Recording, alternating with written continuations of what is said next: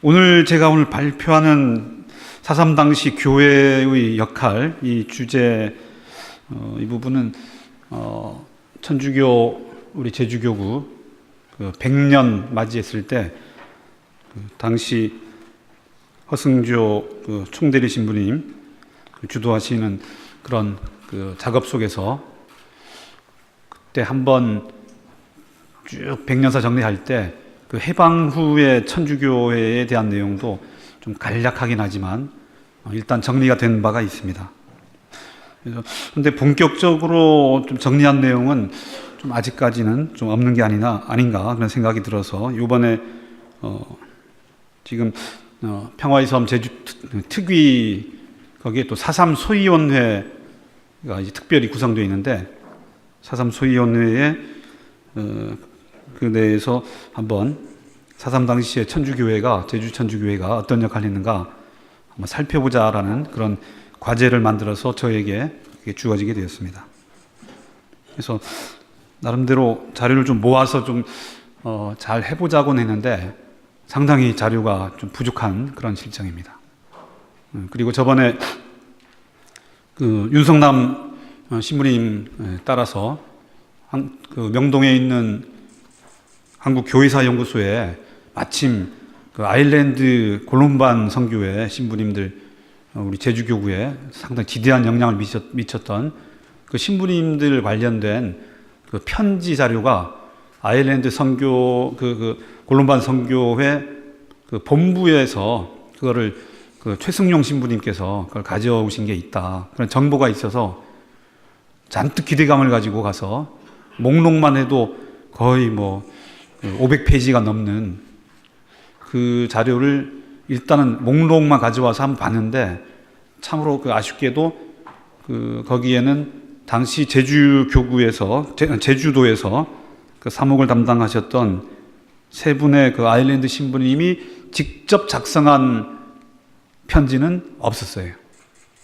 광주에 계시던 헨리 우리 대주교님 하롤드 주교님이 당시 이제 사제로서 신부로서 편지 제주도에 관련된 정보를 일부 담고 있는 그런 정도의 자료밖에 없었습니다. 그래서 이 제주도에서 직접 사목을 하셨던 세 분의 편지가 혹시 아일랜드 골룸반 선교회 문서고에 있는지 언제 한번 기회가 닿으면 아일랜드 현지를 직접 갔다 와야 할 게 아닌가 하는 생각을 가지게 되었습니다. 그래서 부족한 자료이긴 하지만 당시에 4.3 사건 당시 제주 지역의 천주교회를 둘러싼 여러 가지 사항들을 한번 초보적으로 점검해 본 내용이 오늘의 발제문의 내용입니다. 지금 4.3 사건의 진상조사 보고서가 정부 이름으로 2003년 10월에 확정됐는데 전반적인 피해 실태 윤곽은 그 보고서를 통해서 드러났다고 할 수 있겠습니다. 그에 따라서 국가의 원수인 대통령이 공식 사과까지 하고 4.3의 제도적 해결이 이루어지고 있는 과정입니다. 하지만 아직도 규명 작업이 미진한 부분이 상당히 많다고 볼 수 있습니다. 그 가운데 하나가 천주교, 불교, 개신교 등의 종교계 피해 및 활동 내용에 대해서 좀 잘 이게 정리가 안 된 게 아닌가 생각이 듭니다. 그래서 오늘 이런 천주교 측에서의 어떤 4.3 당시의 어떤 역할, 어떤 피해 실태 이런 것들을 정리하는 이런 내용이 전반적인 우리 교회사의 한 부족한 부분을 메우는 부분 그런 내용도 있겠지만 4.3 사건의 전체 실상을 진실을 밝히는데 또 하나의 그런 도움이 되지 않겠나 하는 기대감을 가져봅니다. 우선 교회가 4.3 사건 당시에 어떻게 이 사건을 인식하고 있었는가 이 부분은 주로 신부님들의 그런 입장을 중심으로 말씀을 드려볼까 합니다.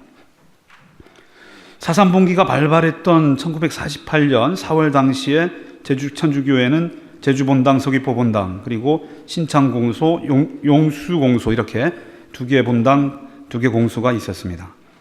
이때 제주 지역의 포교를 담당하던 신부님들은 태평양 전쟁 발발 직전에 그 일제 당국으로부터 그 기밀 군사 기밀 유출 혐의를 받아가지고 세 분이 그 체포되어서 그 광주 형무소에 수감되어서 고초를 겪었습니다.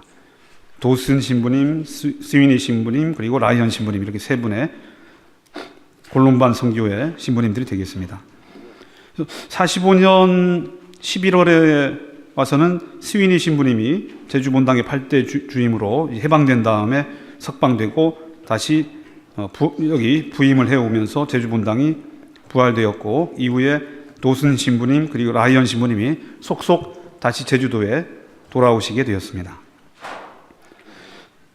이 세 분 관련된 재임식이랄까 이런 것들이 지금 그 제주교구 백년사 작성할 때도 조금 혼선이 빚어지는 게 있고, 직접적인 자료가 지금 중앙본당과 서귀포본당에 이분들의 관련된 직접적인 자료가 남아있질 않아서 상당히 이분들의 어떤 당시 활동 내용이랄까, 그 다음 심지어는 해방 후에는 이 천주교 신자 교세 파악조차도 교세 통계표 같은 게 다 있게 마련인데 그게 잘 그게 보존이 잘 되어 있지 않아서 이 시기 상황을 이해하는 데 많은 어려움이 있습니다. 제주 본당에서 4.3 사건 당시에 주 역할을 담당하셨던 분은 아마 스위니 신부님으로 보입니다. 그리고 도순 신부님이 또 보조 역할을 하셨고, 서귀포 본당은 조금 늦게 돌아오시긴 했지만 라이언 신부님이 서귀포 본당에서 4.3 사건 당시에 그런 일들을 겪으셨던 걸로 그렇게 보이고 있습니다. 당시 4.3 사건 당시에 신자 수는 이게 정확히 숫자가 나오진 않아요. 대체로 1935, 6년도에 529명이었다라고 봤을 때 전쟁을 겪으면서 조금 감소했다가 해방 후에 다시 어느 정도 회복된 걸 감안하면 아마 500여 명 정도가 되지 않았나 생각됩니다. 51년도 1월 달에 이따가 토론 맡으실 허우준 기자께서 확인한 자료에 따르니까 51년 1월 달에는 638명이었습니다. 그러니까 아마 4.3 때는 500명을 좀 넘는 숫자가 아니었을까 생각합니다. 해방 후에 이 신부님들은 일단은 문을 거의 닫다시피 했던 교회를 복구하는데 힘을 기울이셨고, 또 일제 강점기 때 문을 닫았던 신성학원을 부활하는데 많은 일들을 하셨습니다. 당시 신성학원의 부활에 관해서는 이 학원 1회 졸업생인 그리고 부활한 신성학교의 초대 교장을 맡으셨던 최정숙, 이 나중에 교육감을 하셨던 최정숙 자매님의 역할이 컸던 걸로 나오고, 그 회고록이 여기 103페이지에 그렇게 수록이 되고 있습니다. 3.1 사건과 4.3 봉기, 초기 무력 충돌 사태 등 4.3 사건 때 제주의 사회적 상황을 직접 겪었던 사제는 제주 본당의 스위니 신부와 도순 신부셨습니다. 이분들이 직접적인 이분들이 남긴 자료는 확인되지 않지만 이분들을 만났던 기자들의 어떤 기사, 그리고 헨리 신부님이 이분들로부터 편지를 받아서 본부의 마리난 총장께 보냈던 서한, 이런 걸 통해서 제주도에서 사목을 하셨던 분들의 당시 겪었던 내용들, 이런 것들을 간접적으로 소개하고 있는 것들이 보입니다. 가장 대표적인 자료가 3페이지에 하단에 나와 있는 당시 뉴욕 헤럴드 트리뷴 그리고 타임, 라이프지의 사진기자, 이들이 남긴 자료입니다. 아주 중요한 자료인데 이 자료는 토론 이따가 맡으실 허우준 기자가 발굴한 자료입니다. 이 자료의 내용을 보면은 제주의 천주교 신부들은 4.3 발발 초기 소요 사태 성격을 소련 방식인 좌익의 무력 투쟁으로 규명하면서 그러한 무장봉기가 일어난 주요 원인을 경찰의 테러와 탄압에서 비롯된 것으로도 인식을 했습니다. 그래서 이런 신부님들은 당시 일단은 같은 영어권 나라이고 구미 국가들이기 때문에 아일랜드 신부님이시기 때문에 제주도 행정을 담당하고 있던, 군사적인 걸 담당하고 있던 이 미군 책임자들에게 경찰의 이 문제점을 꼬집었던 것 같아요. 그래서 아주 강하게 요청했는지는 그건 확인되지 않지만 미군 정책에게 경찰의 어떤 그런 이 테러 활동, 테러 행위랄까 이런 것에 대해서 좀 이걸 중지시키도록 그렇게 요청을 했던 걸로 보입니다. 이와 같은 신부님들의 얘기를 들은 이 기자들은 경찰의 야만성이 제주도 내전의 원인이다라고 그렇게 진단을 하면서 기사를 쓰고 있습니다. 이런 두 신부님의 입장은 그들 스스로의 인식이긴 하겠지만 당시의 교회 신도들의 눈과 입을 대변하는 것이기도 했습니다. 특히 4.3 발레발 초기에 평화적으로 이 문제를 해결하려고 했던 아주 젊은 군인이 있었는데 그이가 바로 평화협상을 한라산에 있는 게릴라 대장이었던 김달삼을 직접 만나서 평화적으로 이 문제를 해결해보자라고 직접 본인이 자청해서 목숨을 걸고 한라산까지 올라갔다 왔던 김익렬 연대장입니다. 그런데 김익렬 연대장이 남긴 회고록에 보니까 이 평화협상을 하는 과정에서 많은 일반 도민들의 유지들의 도움을 받았다 그럽니다. 근데 그 가운데 주목되는 내용이 여러 사람들이 소개되는 가운데 읍내 천주교 신부와 몇몇 신자들의 도움을 받았다. 특히 민정 말단에 관한 정보는 천주교 신자들의 공이 컸다라고 그렇게 회고를 하고 있습니다. 그리고 이 신부님들은 당시 미군정 책임자들이 제주도에 오거나 아니면 제주도에 주둔했던 미군 책임자들 이들을 만나서 상당히 많은 대화들을 했던 걸로 그렇게 얘기되고 있습니다. 그러면서 특히 이 신부님들의 생각은 미국이 한국 38선 이남의 남한과 제주도 여기서 미군이 철수해버릴 경우에 심각한 내전 상황이 빚어질 것 같다. 그리고 어쨌거나 이 신부님들은 이 자유주의적인 그런 입장을 갖고 있는 분이시고 그리고 공산 정권하에서는 심각한 교회 탄압이 있을 것이라고 예견했기 때문에 이 내전 상황이 혹이나 미군이 철수하면 북한이 유리한 쪽으로 흘러들어가고 이게 혹시 좌파 정권이 들어섰을 때 교회에 심각한 문제가 생길 수 있다는 그런 우려를 하셨던 걸로 보입니다. 그래서 그런 걱정을 하는 내용들이 많이 보이고 있고 그러한 걱정은 제주도의 4.3 사태를 직접 이분들이 겪으면서 더 굳어졌던 걸로 보입니다. 그래서 이런 예견은 제가 이렇게 역사적으로 추정을 해보건대 49년 6월에 돌아가셨던 백범 김구 선생이 항상 그분이 돌아가시기 전에 예견했던 이 남북 전쟁, 민족 상잔의 그런 비극이 생길 수 있다라는 그런 예견하고 우리 신부님들의 생각이 일치하는 게 아닌가 그런 생각이 됩니다. 특히 4.3 사태의 현장 속에서 이와 같은 걸 겪고 그리고 헨리 신부님 경우에도 제주도를 직접 다녀가셨던 내용이 편지에 보이는데 이 헨리 신부님이 특히 이 내전 상황에 대한 걱정을 많이 하셨던 걸로 그렇게 보이고 있습니다. 교회의 피해 상황은 제가 6페이지부터 좀 정리해 놨는데 교회 피해 상황은 이거는 짧은 시간에 제가 발제문을 준비하다 보니까 자료에 의거해서만 그 내용을 알기 때문에 오히려 여기 계신 분들 가운데 좀 연로하신 분들 교회에 일찍 우리 제주교회에 일을 하셨던 그런 어르신들 얘기도 좀 들어보고 좀 나중에 이번 발표 끝난 다음에 추가 조사를 좀 해야겠다라는 생각입니다. 기본적으로 이 스위니 신부님이 서울에 있던 미국의 메리놀 선교회의 몬시뇰 캐롤이라는 분이 계십니다. 이 캐롤 이 원로 신부님 이분이 제주도에 상당히 제주도 현지 와서 많은 4.3 사태 피해 실상을 보고 이 측은한 마음을 느껴가지고 구호 활동을 아주 적극적으로 해주셨던 그런 신부님이십니다. 그래서 이 교회 피해 상황에 대해서는 스위니 신부님이 이 캐롤 몬시뇰에게 보냈던 그 편지 내용을 통해서 일부 확인되는 정도입니다.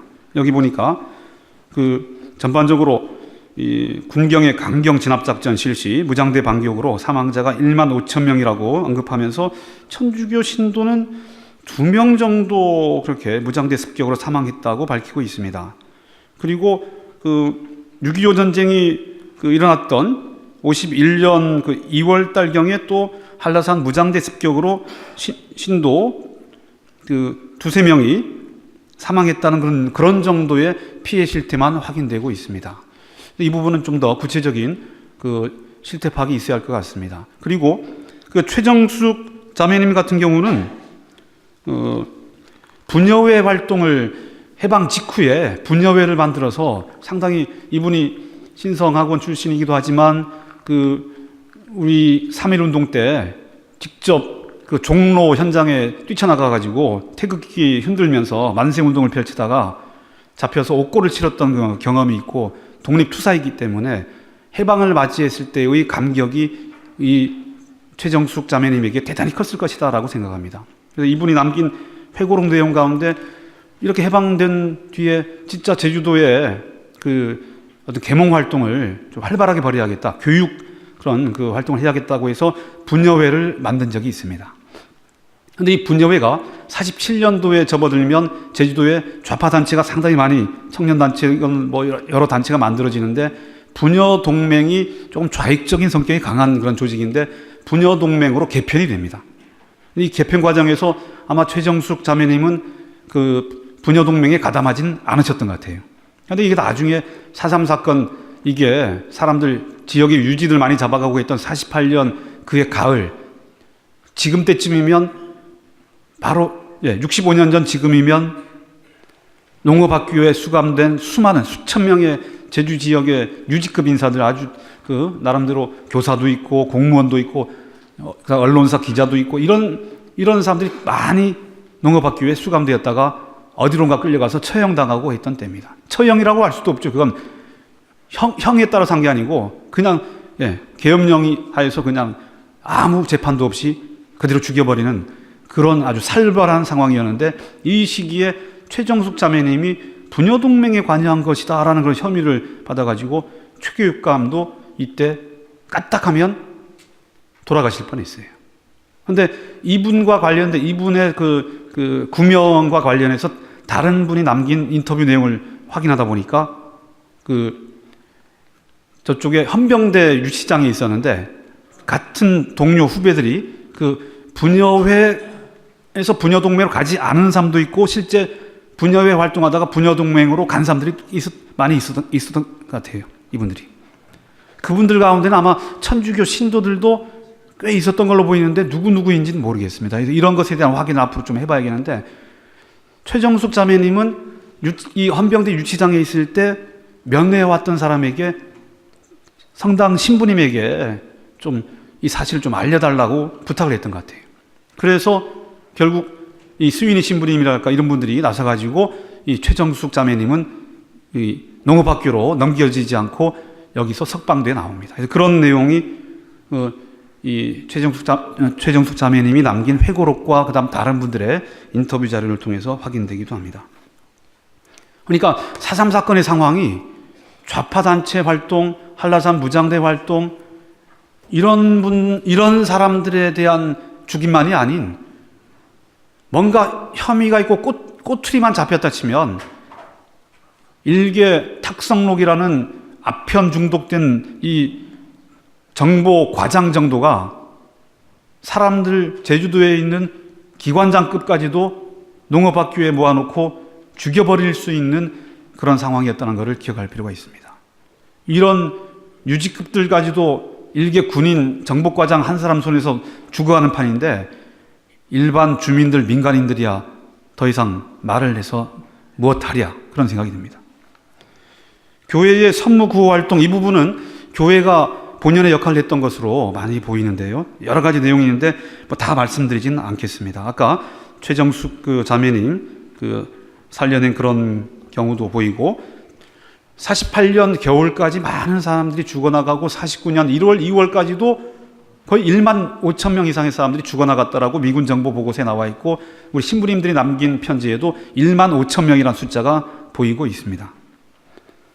이런 살벌한 시기가 지난 다음에 49년 3월에 가서야 이제야 선무 작전을 군인들이 생각하게 됐다는 것이죠. 그래서 이 선무작전이 실시되었을 때 신성여자중학원 교감 홍환표 선생과 그다음 학원에, 학교에 여러 그 교사들이 이 선무 공작대에 직접 참여해서 다른 그 학교 또 선생님들하고 같이 이렇게 해서 선무 공작대 그걸 만들어 가지고 많은 활동을 했던 것들이 확인되고 있습니다. 여기에 저 뒤에 앉아 계신 그 현임종 선생님이 또 남긴 그런 그 회고록 내용도 제가 최근에 나온 속편 회고록 내용 중에 일부 인용을 해봤습니다. 10페이지 위에 나와 있는데, 노영에 사시다가 이제 그 노영 동네는 산으로 피신할 수밖에 없는 그런 중산간 마을인데, 해안지대에 내려가면 해안지대 가서는 또 도피자 가족이라고 해서 또 선별해서 사람들 죽여버리고 그러니까 해안지대 내려가야 안전함에도 불구하고 내려가면 또 누구 친척 가려내가지고 어디 갔냐 모르면 도피자 가족이라고 해서 또 어느 시간에 가서는 또 죽여버리는 이런 상황이니까 중산간 마을 사람들이 그 겨울에 살아보려고 오히려 한라산으로 피신했던 상황이란 겁니다. 그래서 노영동의 현임종 선생님도 어릴 때 그 한라산으로 그렇게 피신해 갔던 그런 내용을 회고록에 남기고 있는데,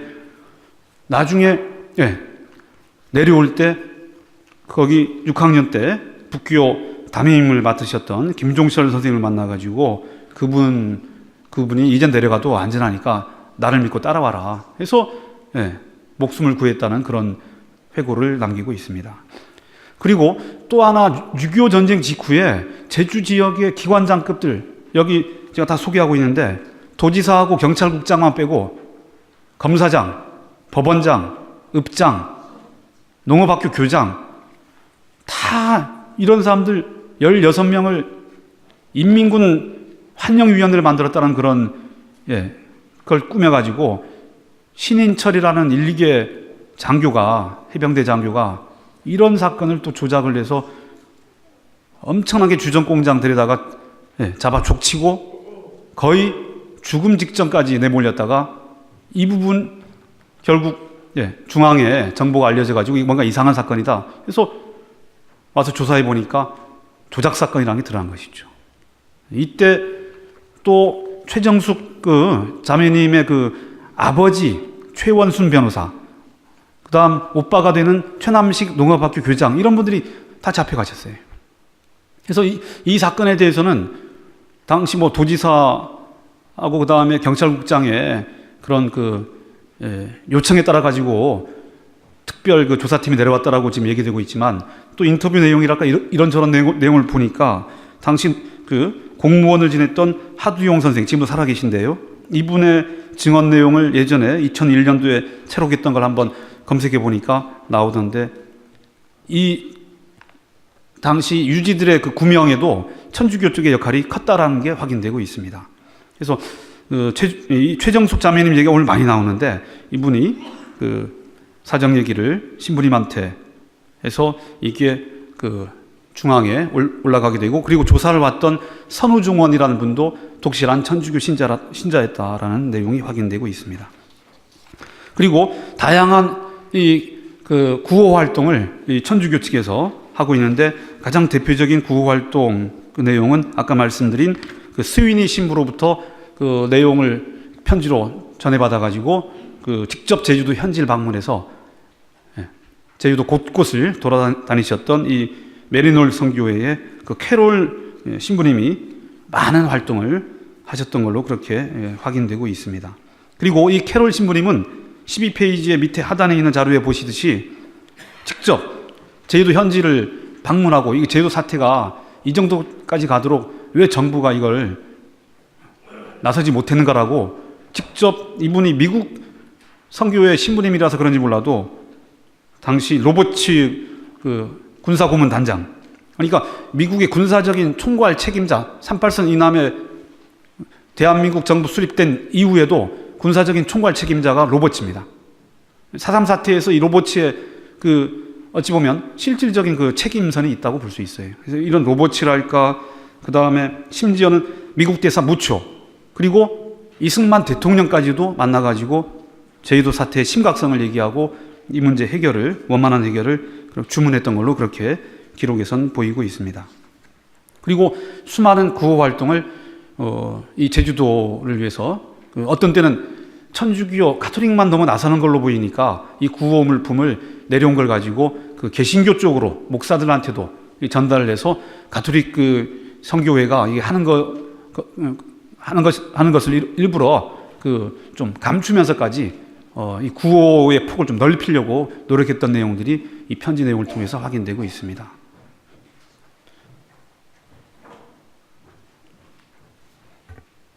그래서 이와 같은 구호 활동은 우리가 그 현대사를 공부하는 사람들은 특히 이 구호 활동의 시작을 6.25 전쟁 직후서부터 보통 보고 있는데 이런 자료들 통해서 보니까 본격적인 한국의 구호 활동이 미국으로부터 구호품이 많이 왔는데 이 구호 활동은 4.3 사건 직후로부터 이 제주도를 시작으로 해서 이루어졌다는 그런 것도 확인할 수가 있겠습니다. 그런 구체적인 내용은 여러분들이 요지문을 직접 보시면 좋겠습니다. 매진말 읽으면서 끝내도록 하겠습니다. 4.3 사건 당시에 제주 천주교회는 큰 피해를 입지는 않았지만 그렇다고 충돌과 폭력, 주민 희생의 위험지대에서 자유로울 수는 없었습니다. 교회의 골론반 선교회 신부들은 일제 치하에서는 태평양 전쟁 때 옥고를 치렀지만 4.3 때에는 미국 군인들과 대화, 만남을 통해서 민정을 전달하고 국내외 정세를 판단했으며 교회 신도들을 적극적으로 보호하기도 했습니다. 골론반의 신부들은 한결같이 제주도 사태를 남북한 전쟁의 예고사건 또는 축도로 인식했고 미군의 진주와 보호 없이는 제주도와 남한이 공산화될 것으로 우려했습니다. 그들은 자연히 미군정 당국과 같이 4.3 사건을 공산분자들의 폭력적인 사태로 파악했으며 1만 5천 명의 주민 희생의 원인도 한라산 무장대의 습격에 의한 것으로만 인식했습니다. 교회는 신도들의 보호와 안전을 최우선으로 삼았기에 교회 밖에 있는 일반 주민들의 희생에 대해서는 적극적으로 막아 나서질 않았다고 할 수 있겠습니다. 그러나 4.3의 사태 국면을 처음부터 유심히 관찰해온 제주본당의 스윈이 신부는 이 사태의 근본 원인을 경찰의 폭력과 테러에서 비롯된 것으로 보았고 미군정 당국이 경찰의 폭행을 중지시킬 것을 건의하기도 했습니다. 미국 메리놀 선교회의 캐롤 몬시뉴얼은 스윈이 신부로부터 편지를 받고 미국 대사, 군사고문단장, 이승만 대통령을 직접 만나서 수많은 사람의 희생을 중단시킴으로써 제주 사태를 원만하게 해결할 것을 촉구하기도 했습니다.